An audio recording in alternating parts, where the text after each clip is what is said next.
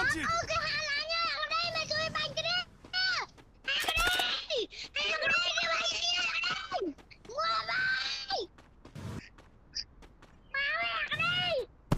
Tách thêm mà lại là cái bánh kia.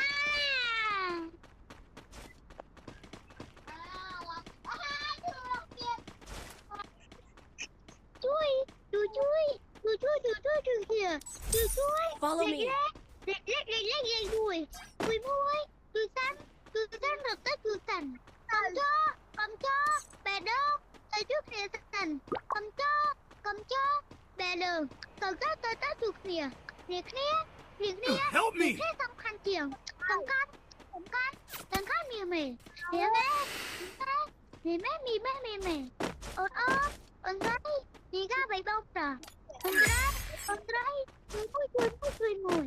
Ôn con chơi, rồi dắt bông vầy, tay kết, rồi dắt anh kẹt. Kẹt ấy, con mình phơ xe, rồi dắt nụ rồi. Anh không giỏi á.